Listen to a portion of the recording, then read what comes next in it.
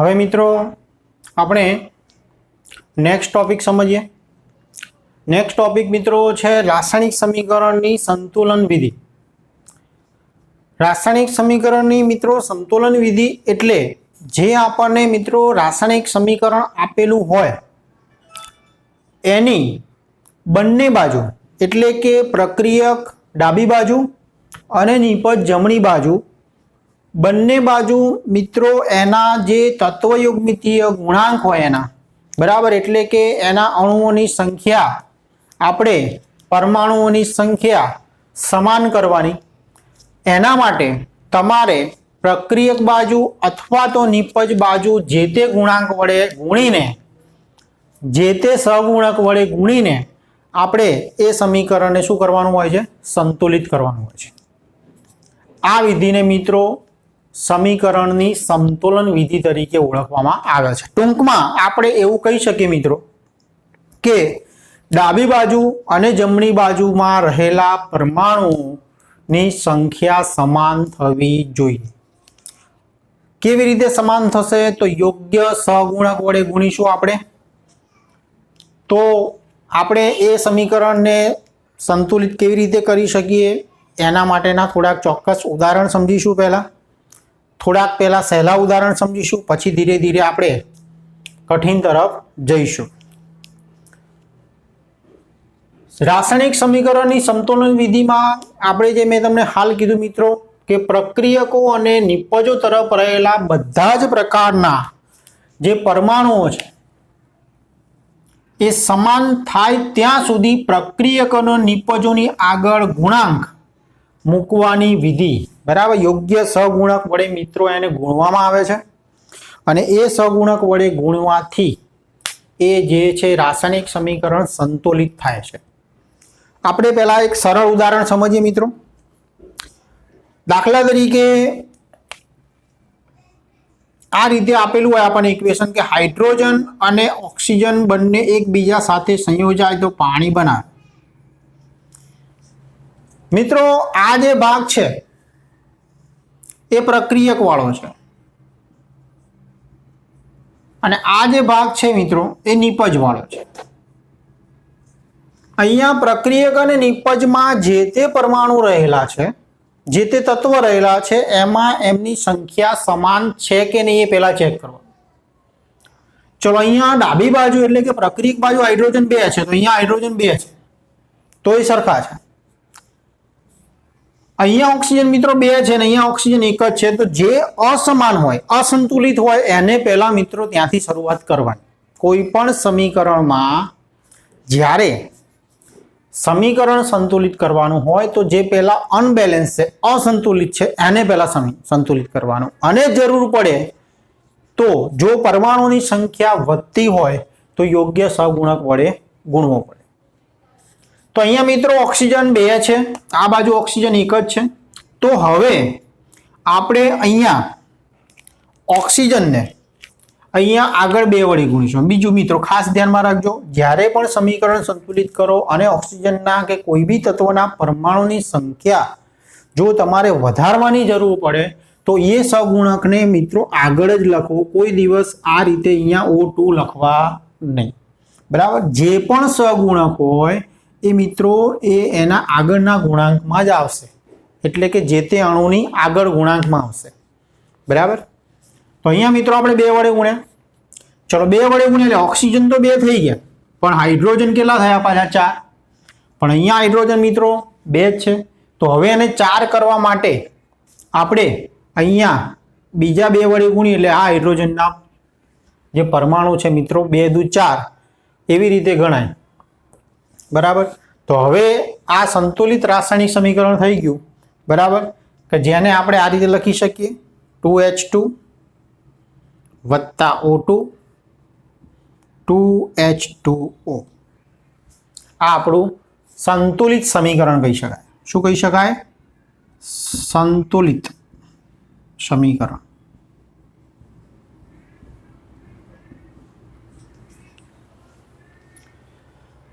હવે મિત્રો બીજું એક ઉદાહરણ સમજીએ। સમજી લો કે આપણને કોઈ હાઇડ્રોકાર્બનના દહનની પ્રક્રિયા આપેલી છે કે CH4 વત્તા O2 એનું દહન થાય છે, તો હાઇડ્રોકાર્બનનું દહન થાય તો આપણને કાર્બન ડાયોક્સાઇડ અને પાણી મળે.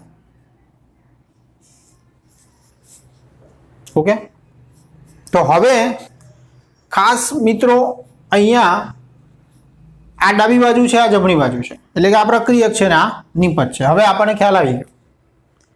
તો અહીંયા કાર્બનની સંખ્યા 1 છે, અહીંયા કાર્બનની સંખ્યા 1 છે, એટલે બંને ઇક્વલ છે, એટલે એને પહેલા આપણે બેલેન્સ કરવાની જરૂર નથી. અહીંયા હાઇડ્રોજન 4 છે મિત્રો, અહીંયા હાઇડ્રોજન કેટલા છે? 2 છે. ઓકે, એની પહેલા અહીંયા ઓક્સિજન 2 છે, અહીંયા ઓક્સિજન 2 અને આ 3 છે. તો ઓક્સિજન અને હાઇડ્રોજન કેવા છે? અસંતુલિત છે. ઓકે, તો હવે મિત્રો અહીંયા ઓક્સિજન 2 છે, સોરી અહીંયા હાઇડ્રોજન 4 છે, અહીંયા હાઇડ્રોજન 2 છે, તો અહીંયા આપણે જમણી બાજુ પાણીના અણુને 2 વડે ગુણીશું. તો હાઇડ્રોજન કેટલા થઈ ગયા? 4 થઈ ગયા, અહીંયા 4 થઈ ગયા. પરંતુ અહીંયા મિત્રો ઓક્સિજનની સંખ્યા જે છે એ અનબેલેન્સ થઈ ગઈ, એટલે અસંતુલિત થઈ. જેમ કે ઓક્સિજન 2 ને 2 4 થયા મિત્રો, જ્યારે અહીંયા ઓક્સિજન કેટલા છે? 2 છે. તો હવે એને સંતુલિત કરવા માટે આગળ આપણે એને 2 વડે ગુણીશું, એટલે ઓક્સિજન પણ 4 થઈ ગયા. કાર્બન તો બંને બાજુ મિત્રો એક જ છે, એટલે એને ગુણવાની જરૂર નથી. તો હવે મિત્રો તમે જોઈ શકો છો, કાર્બન 1, હાઇડ્રોજન કેટલા થઈ ગયા? 4, તો 2 દુ 4, ઓક્સિજન 4, તો અહીંયા 2 અને આ 2 4. તો આપણું રાસાયણિક સમીકરણ સંતુલિત થઈ ગયું મિત્રો, જેને આપણે આ રીતે લખી શકીએ: CH4 વત્તા 2O2 CO2 વત્તા 2H2. બરાબર, આ આપણું સમીકરણ સંતુલિત થઈ ગયું મિત્રો. હજી એક બીજું વધારાનું ઉદાહરણ સમજીએ મિત્રો. N2 એમોનિયાની બનાવટની પ્રક્રિયા, N2 વત્તા H2 NH3. અહીંયા મિત્રો નાઇટ્રોજન 2 છે, અહીંયા નાઇટ્રોજન 1 જ છે. બરાબર, તો આપણે શું કરીશું? પહેલા નાઇટ્રોજનને સંતુલિત કરીશું, અહીંયા 2 વડે ગુણીશું. હવે 2 નાઇટ્રોજન સરખા થયા, પણ સામે હાઇડ્રોજન કેટલા થઈ ગયા મિત્રો? 6 થઈ ગયા. હાઇડ્રોજનની સંખ્યા કેટલી થઈ ગઈ? 6. તો અહીંયા હાઇડ્રોજન કેટલા છે? એ 2 જ છે, તો એને આગળ કેટલા વડે ગુણીશું? 3 વડે. તો હવે મિત્રો આપણું સંતુલિત સમીકરણ થયું N2 વત્તા 3H2 2NH3.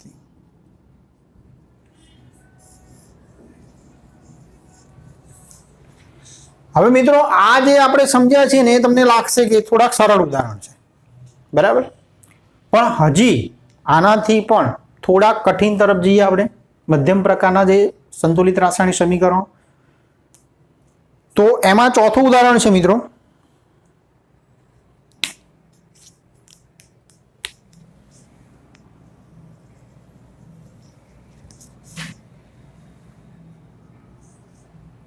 Aluminium ferric oxide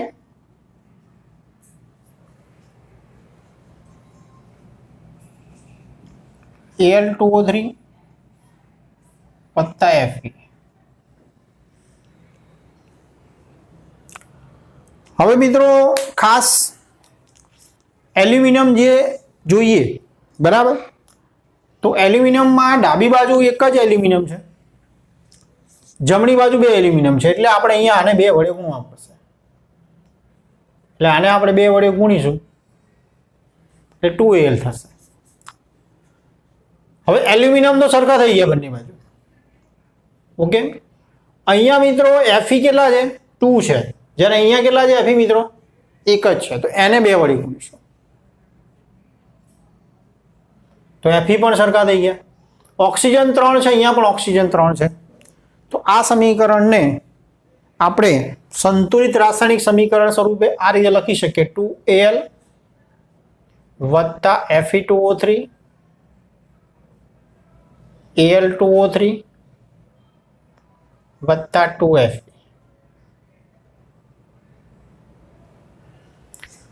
આ મિત્રો રાસાયણિક સમીકરણ સંતુલિત થયું. હજી એક બીજું ઉદાહરણ સમજીએ મિત્રો.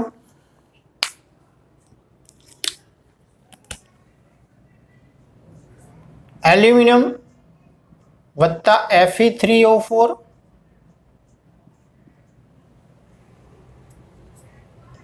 Al2O3 વત્તા Fe. ઓકે, હવે અહીંયા મિત્રો ખાસ થોડુંક સમજવાની જરૂર છે. અહીંયા એલ્યુમિનિયમ એક જ છે, અહીંયા એલ્યુમિનિયમ 2 છે, તો આપણે શરૂઆત શું કરીશું? અહીંયા પહેલા એલ્યુમિનિયમ 2 વડે ગુણી દઈશું. ઓકે, અહીંયા Fe3 છે તો અહીંયા Fe છે એટલે આને 3 વડે ગુણી દઈશું. ઓકે, પરંતુ ઓક્સિજન મિત્રો અહીંયા 4 છે અને અહીંયા ઓક્સિજન 3 છે, તો પહેલા આપણે ઓક્સિજનને અહીંયા સંતુલિત કરવા પડશે.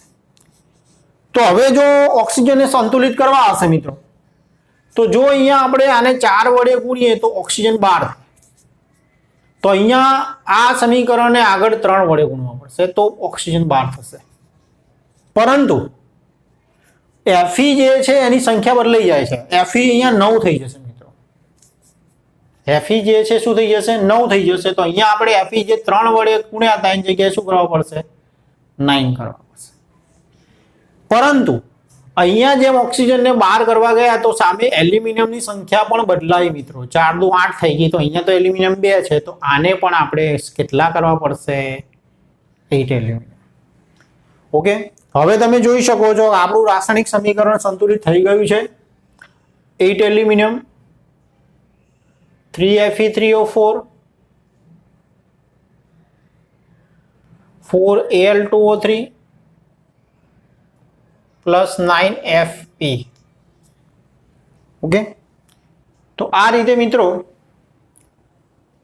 આપણે વારા પડતી એક એક જે પરમાણુ જે છે એને સંતુલિત કરતા જઈએ, બરાબર, તો યોગ્ય સહગુણક વડે ગુણમાંથી આપણને એ સમીકરણ કેવું મળે છે? સંતુલિત મળે છે. હજી મિત્રો આપણે એક બીજું ઉદાહરણ જોઈએ.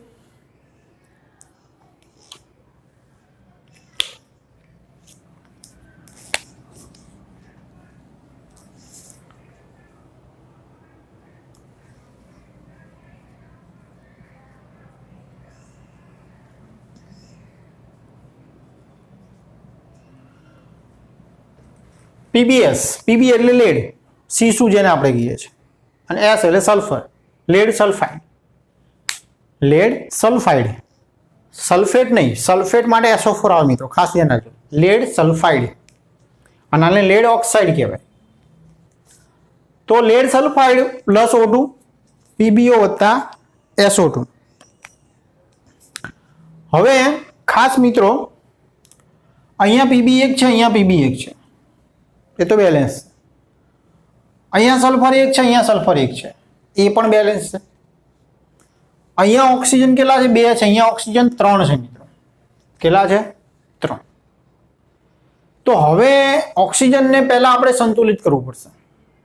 તો હવે અહીંયા ઓક્સિજન 3 છે, અહીંયા 3 લાવવા માટે એકી સંખ્યા પોસિબલ છે નહીં. તો મિત્રો ખાસ અહીંયા તમે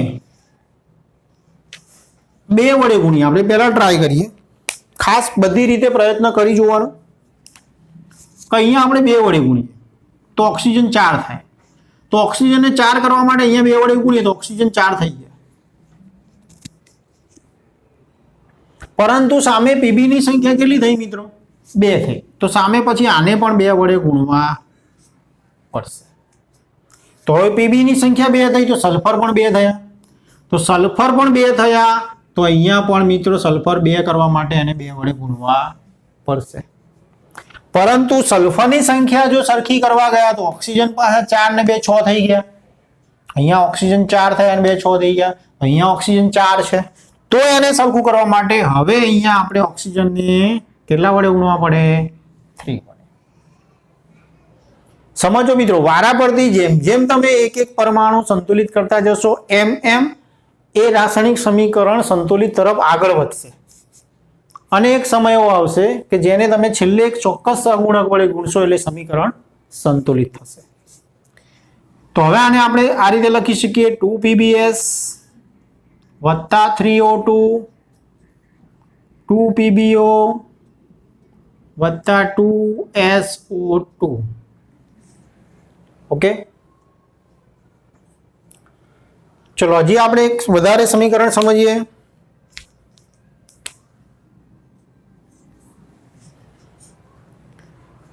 Cu2s વત્તા O2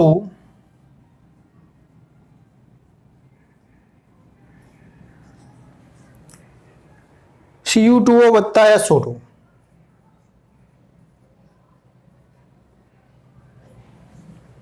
આમાં કોપર સલ્ફાઇડ છે, પેલામાં લેડ સલ્ફાઇડ છે। તો હવે આ સમીકરણને સંતુલિત કરવા માટે અહીંયા Cu2 છે, બંને બાજુ 2 છે, ઓકે। સલ્ફર 1 છે 1 છે, પણ ઓક્સિજન સંતુલિત નથી। ચલો ઓક્સિજન અહીંયા 2 છે, અહીંયા મિત્રો 2 છે ને 3 છે। તો હવે અહીંયા હું 2 વડે ગુણું તો 4 થાય, તો અહીંયા પણ 2 વડે ગુણું તો ઓક્સિજન સંતુલિત થઈ ગયા, પરંતુ કોપર જે છે મિત્રો એ 4 થઈ ગયા। કેટલા થઈ ગયા? 4। હવે કોપર જો 4 થઈ ગયા તો અહીંયા 2 વડે ગુણીશું તો સલ્ફર 2 થઈ જશે, અને જો સલ્ફર 2 થશે તો અહીંયા આપણે એને 2 વડે ગુણવા પડશે સલ્ફરને। પણ જો સલ્ફરને મિત્રો આપણે 2 વડે ગુણીશું તો ઓક્સિજન 4 ને 2 કેટલા થઈ જશે? 6 થઈ જશે। તો અહીંયા આપણે એને કેટલા વડે ગુણવા પડશે? 3 વડે, ઓકે। તો આના ઉપરથી આપણું સંતુલિત રાસાયણિક સમીકરણ 2Cu2s વત્તા 3O2 2Cu2O વત્તા 2SO2 આપણે લખી શકાય। હવે મિત્રો એના પછીનું એક આપણે રાસાયણિક સમીકરણ સમજીએ। Pb3O4 plus 4HNO3 PbNO3 twice plus PbO2 plus H2। હવે જ્યારે મિત્રો PbNO3 twice આવું હોય ને આને જ્યારે સંતુલિત કરવાનું થાય ને આપણને અહીંયા સંખ્યામાં જો ગણવામાં થોડી તકલીફ પડતી હોય તો આને આપણે આ સ્વરૂપમાં લખી શકીએ। Pb N2 છે N2 અને O6। તો શું એનાથી આપણે આગળ સહગુણક ગુણીશું તો તરત જ ખ્યાલ આવે નાઇટ્રોજન કેટલા ઓક્સિજન કેટલા, બરાબર? એવું સરળ સ્વરૂપમાં ફેરવી શકીએ આપણે। હવે અહીંયા મિત્રો Pb3 છે, અહીંયા Pb1 અને આ 1 એટલે કે ટૂંકમાં 2 છે। તો અહીંયા મિત્રો અહીંયા 2 વડે ગુણીએ તો 3 Pb થઈ જાય, એક આ Pb અને એક આ 2 Pb, એમ કરીને Pb3 થઈ જશે, ઓકે।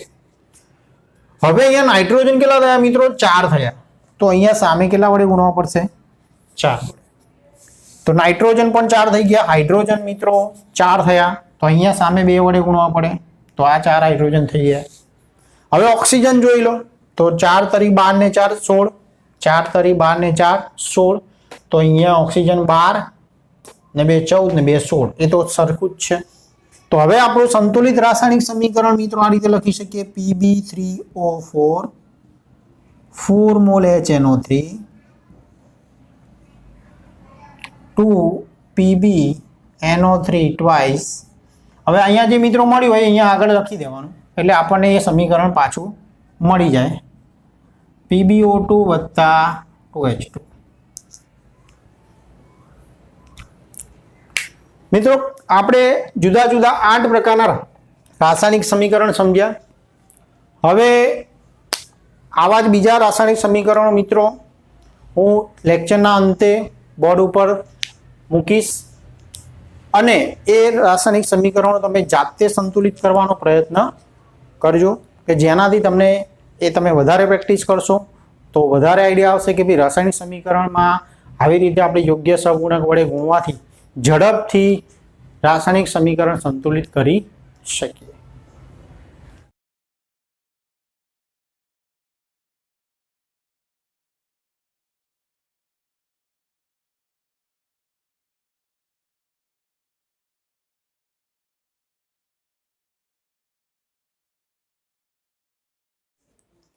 હવે મિત્રો આપણે નેક્સ્ટ થિયરી સમજીએ। સીમિત પ્રક્રિયક। સીમિત પ્રક્રિયક એટલે મિત્રો જ્યારે કોઈ પણ રાસાયણિક પ્રક્રિયા થતી હોય છે ત્યારે એ રાસાયણિક પ્રક્રિયામાં જે પ્રક્રિયકોનું જે પ્રમાણ હોય છે તો ઘણી વખત એવું બને છે કે એક પ્રક્રિયકનું પ્રમાણ વધારે હોય અને બીજા પ્રક્રિયકનું પ્રમાણ મિત્રો ઓછું હોય છે। તો જ્યારે પ્રક્રિયક વચ્ચે પ્રક્રિયા થઈને નિપજ બનતી હોય છે. શું બનતું હોય છે? નિપજ. તો ઘણી વખતે બે પ્રક્રિયકોમાંથી જે પ્રક્રિયક વધારે પ્રમાણમાં છે અને જે પ્રક્રિયક ઓછા પ્રમાણમાં છે તેમાંથી જે પ્રક્રિયકનું પ્રમાણ ઓછું હોય છે તે સંપૂર્ણપણે વપરાઈ જાય છે અને એના કારણે પ્રક્રિયા પછી આગળ વધતી નથી, જેના કારણે નિપજનું ઉત્પાદન થતું નથી. એટલે કે નિપજનું ઉત્પાદન જે પ્રક્રિયક ઓછો છે એના કારણે સીમિત થઈ જાય છે. તો આવા પ્રક્રિયકને મિત્રો સીમિત પ્રક્રિયક તરીકે ઓળખવામાં આવે છે. વધુમાં સમજીએ, કેટલીક વખત રાસાયણિક પ્રક્રિયાઓમાં હાજર રહેલા પ્રક્રિયકોના જથ્થા એ સમતોલિત રાસાયણિક પ્રક્રિયાની ગણતરી પ્રમાણમાં હોતા નથી, એટલે ઓછા હોય છે. તો આવા સંજોગોમાં એક પ્રક્રિયક બીજા પ્રક્રિયક કરતા કેવો હોય છે? વધારે હોય છે. બે પ્રક્રિયકો હોય તો એમાંથી એક પ્રક્રિયક વધારે હોય, એક પ્રક્રિયક કેવો હોય છે? ઓછો હોય છે. જે પ્રક્રિયક ઓછા પ્રમાણમાં હોય છે તે કેટલાક સમય પછી કેવું થઈ જાય છે? વપરાઈ જાય છે. કેટલાક સમય પછી તે કેવો થાય છે? વપરાઈ જાય છે. અને ત્યારબાદ બીજા પ્રક્રિયકનું પ્રમાણ ગમે તેટલું હોય, વધારે હોય તો પણ એ પ્રક્રિયા આગળ વધતી નથી. બરાબર? આગળ જે મેં મિત્રો સમજાવ્યું તમને કે ગમે તેટલું એ બીજો પ્રક્રિયક વધારે હશે તો પણ નિપજ બનશે નહીં, એટલે નિપજ સીમિત થઈ જશે. આમ જે પ્રક્રિયક વપરાઈ ગયેલ છે તે બનતી નિપજના ઉત્પાદનને સીમિત કરે છે, એટલે આગળ નિપજ બનતી નથી, એ સીમિત થઈ જાય છે. તેથી તેવા પ્રક્રિયકને આપણે સીમિત પ્રક્રિયક કહીએ છીએ. શું કહીએ છીએ? સીમિત પ્રક્રિયક. ઓકે, ફરીથી એક ટૂંકમાં સમજી લઈએ. જ્યારે રાસાયણિક પ્રક્રિયામાં પ્રક્રિયકો એક કરતા વધારે હોય તો એમાં એક પ્રક્રિયકનું પ્રમાણ વધારે હોય, બીજા પ્રક્રિયકનું પ્રમાણ ઓછું હોય. જે પ્રક્રિયકનું પ્રમાણ ઓછું છે સંપૂર્ણપણે વપરાઈ જાય છે, પરિણામે નિપજ આગળ બનતી નથી. તો જે પ્રક્રિયકને કારણે નિપજ જે છે એ બનતી નથી, સીમિત થઈ જાય છે, એ પ્રક્રિયકને સીમિત પ્રક્રિયક તરીકે ઓળખવામાં આવે છે. હવે મિત્રો અહીંયા આપણે એક એક્ઝામ્પલ દ્વારા એને આપણે સમજવા. અહીંયા આપણને 50 કિલોગ્રામ N2 અને 10 કિલોગ્રામ H2 આપેલો છે અને બંને વચ્ચે એમોનિયા NH3 મેળવવા માટે એને મિશ્ર કરવામાં આવેલા છે. તમને મિત્રો ખ્યાલ છે એમોનિયાની બનાવટ શેનાથી થાય? નાઇટ્રોજન વાયુ અને હાઇડ્રોજન વાયુ. તો N2 અને H2 ને મિક્સ કરીને એમોનિયા બનાવવામાં આવે છે. એમાં તમે જોઈ શકો છો કે 50 કિલોગ્રામ N2 છે અને 10 કિલોગ્રામ H2 છે. જે કોનું પ્રમાણ ઓછું છે? હાઇડ્રોજનનું. યસ. હવે ઉત્પાદિત થયેલા NH3 ની કિલોગ્રામમાં ગણતરી કરવાની છે કે 50 કિલોગ્રામ N2 વાપરીને 10 કિલોગ્રામ આપણે H2 વાપરીએ છીએ તો કેટલો એમોનિયા વાયુ ઉત્પન્ન થશે, અને એ બી કિલોગ્રામમાં. આ પરિસ્થિતિ એમોનિયાના ઉત્પાદનમાં સીમિત પ્રક્રિયક કોણ થશે એ પણ આપણે આમાં શોધવાનું છે કે આમાં નાઇટ્રોજન વાયુ સીમિત પ્રક્રિયક છે કે હાઇડ્રોજન વાયુ સીમિત પ્રક્રિયક છે. તો પહેલું તો આપણને મિત્રો ખબર હોવી જોઈએ કે એમોનિયાના ઉત્પાદન માટેનું સમીકરણ આપણને ખ્યાલ હોવો જોઈએ. તો એમોનિયાના ઉત્પાદન માટેનું સમીકરણ છે N2 + 3H2, એટલે કે 1 મોલ N2 3 મોલ H2 સાથે પ્રક્રિયા કરીને 2 મોલ એમોનિયા વાયુ આપે છે. હવે અહીંયા આપણે પહેલા N2 ના મોલ શોધી કાઢીશું. તો N2 ના મોલ શોધવા માટે આપણી પાસે સૂત્ર છે N2 ના મોલ બરાબર N2 નું દળ. તો 50 kg છે N2 છે, તો આ N2 નું દળ થયું મિત્રો 50 kg. અને અહીંયા આપણે 28 એ જે છે N2 નું આણ્વીય દળ લખ્યું છે, પણ N2 નું આણ્વીય દળ મિત્રો અહીંયા 28 ગ્રામ છે અને આ kg છે. બંને એકમ સરખા કરવા પડે. તો આપણે અહીંયા 28 ગ્રામને kg માં ફેરવી દઈએ તો 28 ભાગ્યા 1000 લખવા પડે.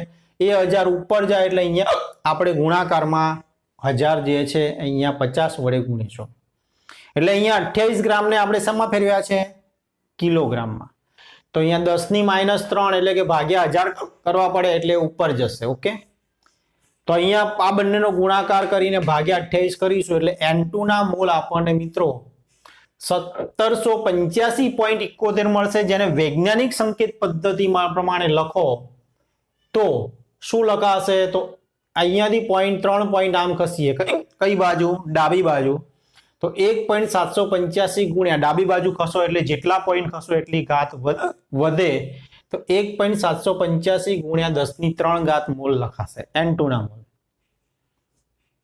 આવી જ રીતે મિત્રો H2 ના મોલ શોધી કાઢીએ તો H2 ના મોલ બરાબર અહીંયા આપણને 10 કિલોગ્રામ H2 આપેલો છે તો 10 ગુણ્યા 1000 જે અહીંયા કીધું હતું એ જ પ્રમાણે હાઇડ્રોજનના વજન અહીંયા 2 ગ્રામમાં આવશે એટલે કિલોગ્રામમાં ફેરવા માટે ઉપર વડે 1000 અને ગુણી દઈશું આપણે તો અહીંયા મિત્રો થશે આ બંનેનો ગુણાકાર કરી ભાગાકાર કરીશું એટલે 5000 આવશે જેને આપણે વૈજ્ઞાનિક સંકેત પદ્ધતિ પ્રમાણે લખીએ તો 5 ગુણ્યા અહીંયા પોઈન્ટ લખવા જઈએ 1 2 અને 3 તો 5 ગુણ્યા 10 ની 3 ઘાત મોલ લખી શકાશે